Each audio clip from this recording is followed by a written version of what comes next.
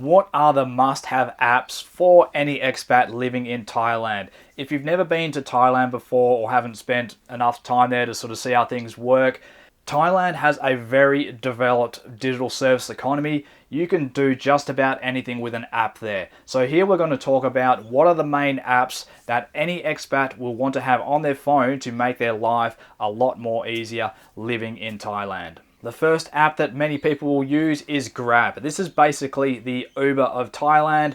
It's a taxi app, a rideshare app. You can use it to hire normal car taxis, or you can also use it to get around very cheaply as an individual on the back of a motorbike taxi. This is great because when you book the ride on your app, you will know the price in advance. You don't have to worry about getting ripped off. You don't have to worry about the driver not wanting to turn the meter on. This app made a huge difference to expats living out in Thailand, especially fresh expats who haven't been there too long when it was first introduced, I don't know, 10 years ago or whenever it was. Before then, most people were just paying what they thought was a regular price and probably paying more than they had to. This really brought in a lot of transparency and made it a lot easier for people to get around, take cheap trips, and not having to worry about paying too much. So get this app on your phone straight away when you arrive. You're going to be using it every day. Grab can also be used for food, much like Uber Eats. You can order just about anything here. If you're in somewhere like Bangkok and you're trying to order takeaway on a Friday night, you might have to wait a while. If you're looking for Western style takeaway, it's not that cheap. You can expect to be paying a similar price that you would be paying back home. If you're ordering Thai food on the Grab app, it's going to be a little bit more expensive than you'd pay by visiting the restaurant yourself, but it's not going to be too bad. What you're really buying here is the convenience, and it is very convenient. For grocery shopping, I like to use Line Man. This is really good, especially for people who have a kitchen in their condo or who have a fridge and they just want to stock a bit of food there.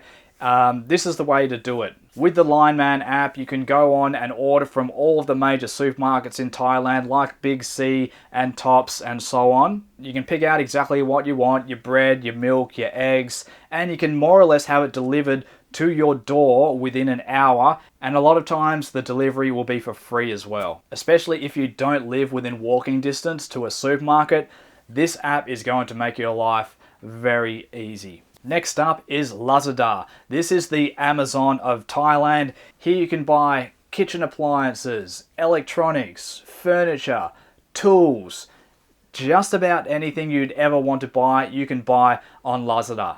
I would say just be a little bit careful with buying the really cheap items. The quality can be a little bit poor on the cheaper items. But that said, you can find decent quality items on there as well if you pay the right price. And then generally you'll have your items delivered to your door within a couple of days. Next up is the Line app. Line is the main messaging app used by Thais. I don't know, it's like your WhatsApp or your Facebook Messenger, that sort of thing. You can call on it, you can send messages on it. If you have Thai friends, then there's a good chance you probably already are on the Line app. If you're dealing with any professionals in Thailand, if you've engaged a lawyer or something like that, they'll probably be on the Line app as well. It is the main app that everyone uses there. So especially the longer you stay there and the more contacts and the more dealings you have with Thai people, the more exposed you will be to this app. It's pretty good, it's very smooth to operate, free to download. There's no reason not to have it on your phone. Finally, I'll mention WhatsApp. WhatsApp is very popular within the expat community. It's a really good way to contact people back in your home country, to be able to make international phone calls without having to pay international rates. It's basically free if you're on a Wi-Fi network. A lot of these service operators, visa agents and so on who deal more with expats will be on WhatsApp as well. It can also be a great way to keep in contact with people back in your home country if you are no longer using that SIM card from your home country. You can take out your old SIM card and your WhatsApp account will still be connected to that number, so you can still call, message and do everything that you would have been able to do, but without having to worry about having to keep that SIM card operational. So they're the main apps I wanted to talk about. I'm sure there's some that I've missed here. Let us know down in the comments, which apps do you use? Which apps would you recommend to other people living out of Thailand? Thanks a lot for watching, guys. We'll catch you later.